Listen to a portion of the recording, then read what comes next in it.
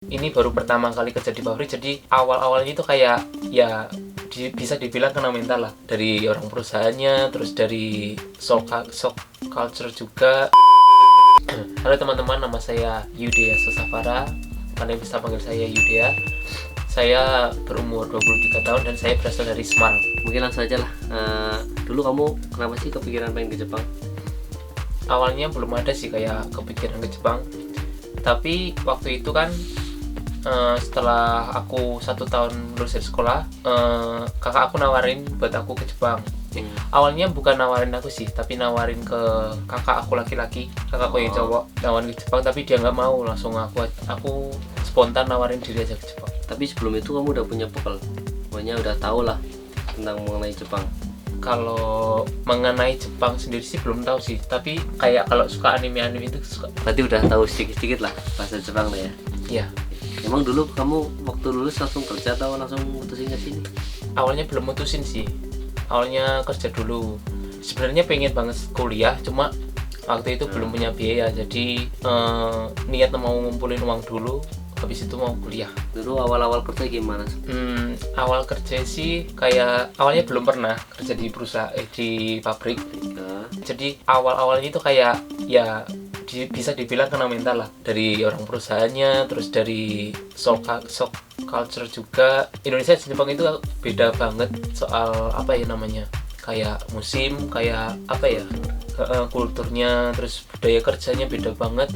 Terus kayak harus dituntut bisa banget kerja, jadi kayak gimana ya, kena mental lah selama 1 tahun awal itu. Bahasa juga masih kurang lah ya, walaupun bisa sedikit ya tetap aja masih kurang banget.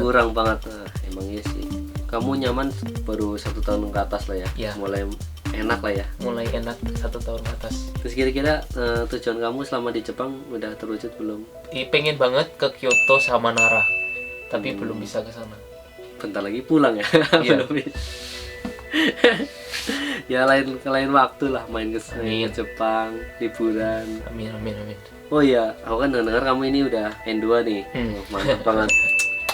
Luar biasa Om itu. Kemarin dia lulus N2 ya. Jadi saya pengen tahu sih tips-tips dia belajar gitu loh, gimana. Soalnya kalau saya belajar juga cepet lupa gitu loh. Untuk kamu sendiri gimana? Kok bisa nyampe N2, apa ada tujuan atau target yang kamu mau capai gitu loh? Sebenarnya dari Indonesia sendiri udah punya target sendiri ya. Awalnya pengen banget lulus N1, cuma baru saat ini itu baru kesampaian lulus N2. Tapi udah mau nyoba N1? Iya, udah nyoba kemarin. Dan masih kayak zeng-zeng banget nilainya. Ternyata masih perlu banyak belajar lagi.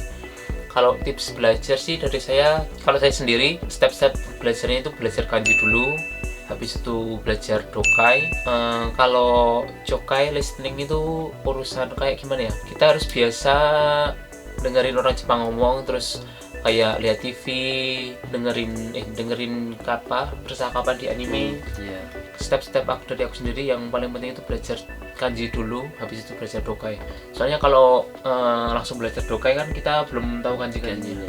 Jadi agak lama lah kalau belajar dokai dulu. Berarti kamu masih setiap hari lah nulis kanji gitu? Untuk saat ini jarang belajar, soalnya kan mau pulang, sibuk banget ngurusin pulang. Mungkin nanti habis pulang dari Indonesia. Soalnya bulan 12 aku juga udah daftar CLBT di Indonesia.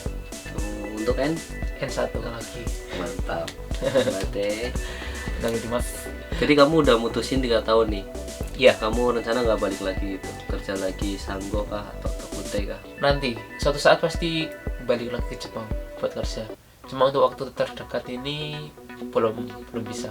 Masih ada target lagi yang harus dicapai di Indonesia. Emang kamu setelah pulang ini rencana mau ngapain? Rencananya pengen kuliah. Cuma kan pendaftarannya masih mepet banget. Aku pulang tanggal 10, nanti sampai rumah tanggal 12, sedangkan penutupan pendaftaran itu tanggal 14. Jadi nggak tahu masih bisa diterima apa enggak. Dan seandainya nggak bisa diterima di universitas, mau kerja dulu. Terus mungkin pesan kamu juga ya, buat belajar juga boleh, maunya biar dapat N2 gitu loh, gimana gitu loh. Untuk teman-teman yang mau ke Jepang, pesan dari aku sendiri sih kayak persiapin segalanya itu dari Indonesia itu udah matang banget. mulai dari itu mental, mulai dari itu bahasa, sikap. Jadi kayak bener-bener harus matang dulu ya. Iya, benar. Soalnya kalau kita setengah-setengah, misal kita udah di Indonesia persiapan mental, cuma bahasa kita masih kurang, nanti di sini kan mungkin kayak ada gimana ya? Nggak semua perusahaan di sini itu kayak bagus banget, nggak semua perusahaan di sini itu kayak mungkin ada yang jujur, ada yang enggak. Jadi kayak kalau seandainya kita bisa bahasa kan kita juga bisa protes, kita bisa apa ya, mengajukan banding lah ke perusahaan. Misal kita pahit-pahitnya kayak ada bullying dari orang Jepang, orang Jepang sendiri juga mereka nggak semuanya baik gitu loh, sama kayak manusia biasa gitu. Jadi kayak misal ada bullying, kita kan bisa lapor seandainya ke pihak yang lebih yang menjadi penanggung jawab kita gitu, KMI, atau kita bisa lapor langsung ke Keisatsu, ke polisi gitu.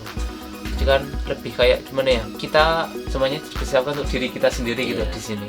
Jadi kita itu bisa di sini bisa nyaman, bisa selesai kontrak dengan baik. Nah, untuk tips-tips belajarnya seperti tadi teman-teman, kayak kita itu udah kerja di sini misal sehari 8 jam. 8 jam itu kayak capek banget, belum termasuk lembur. Iya. Bisa di 9 jam, bisa di 10 jam. Kalau belajar sendiri sih itu dari niat diri kita sendiri ya. Misal kita pengen bisa banget bahasa Jepang. Gini, bahasa Jepang di LPK yang diajarkan di LPK atau di Indonesia itu kayak di sini itu kayak zeng beda banget. Iya, bedanya kayak pertama kali aku datang ke Jepang aja kayak ternyata yang diajarkan di LPK kayak cuma dasar-dasarnya banget gitu. Cuma di LPK itu memang berguna banget. Misal kita udah bisa di LPK, bisa dasar-dasarnya, bisa perubahan kata, kosakata kita udah mumpuni. Di sini ya tinggal ngelancarin bicara doang.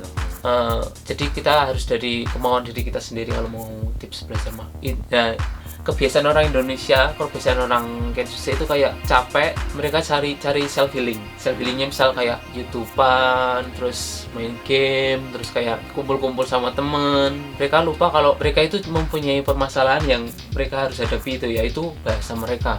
Mereka harus bisa bahasa, cuma mereka nggak mau belajar bahasa. Mereka cari pelarian dengan self healing itu ya. Mungkin normal untuk orang-orang tahun-tahun awal, mereka udah kena mental, pengen banget kayak apa ya, self healing. Tapi ya itu sebenarnya self healing terbaik itu ya mereka harus bisa menghadapi masalah mereka sendiri. Terus yang paling penting itu kita harus cari circle yang bener-bener kayak memupuk diri kita untuk bisa lebih maju lagi. Soalnya kayak gimana ya, aku percaya sama quotes, kalau quotes yang aku tanam di diri aku sendiri kayak pergaulan yang buruk merusak kebiasaan yang baik, seperti itu. Saya suka. Pergaulan yang buruk akan merusak kebiasaan yang baik. Misal kita udah awal-awal udah kayak semangat gitu, cuma kayak lingkungan kita ada yang malas-malasan gitu, kita malah ke bawah. Tapi ya itu kembali ke diri kita sendiri. Mau kayak kita ke bawah atau kita tetap berpegang teguh sama pendirian kita buat untuk bisa lebih maju lagi. Seperti itu. Tapi kan kamu sendiri juga apa ya, nge-game juga kan ya, walaupun iya. Terus kamu gimana kan, mungkin banyak teman juga pulang capek mau belajar terus nge-game, terusan nge-game terus. Apa kamu di situ nggak ada titik kamu menikmati nge-game itu daripada belajarnya itu? Kalau aku sendiri sih kayak punya jadwal sendiri kalau game. Misal aku kerja dari jam 8 sampai jam 6 sore, aku belajar sekitar 2 jam, kadang juga jam 7 sampai jam 8, 1 jam doang kalau pas malas-malasnya. Habis itu ya itu main game. Pokoknya yang penting adalah waktu sehari itu buat belajar gitu. Ya, minimal 1 jam. Minimal 1 jam. Iya. Mungkin kamu ada tambahan lagi nggak, Yud? Ya, untuk teman-teman yang mau ke Jepang tetap semangat, tetap belajar, persiapkan diri dengan baik supaya di sini nanti bisa mencapai tujuan yang ingin teman-teman capai. Amin. Habis itu untuk teman-teman yang berada di Jepang, tetap semangat juga, karena apa ya, di Jepang itu banyak sekali yang bisa diambil, bisa pengalaman, bisa kayak materi, uang. Habis itu kita bisa ambil bahasa juga. Mungkin udah aja, Yud. Ya. Makasih banget udah meluangkan waktu buat ngobrol-ngobrol ya. Mungkin itu aja dari saya dan Yudia. Maaf kalau ada salah kata. Maaf juga buat Yudia. Ya. Barangkali saya ada salah kata. Tidak. Oke, Minasang juga makasih banget ya udah nonton video ini sampai kelar. Mungkin itu saja dari saya, dari kita. Wabillahi taufiq walhidayah. Wassalamualaikum warahmatullahi wabarakatuh. Dadah.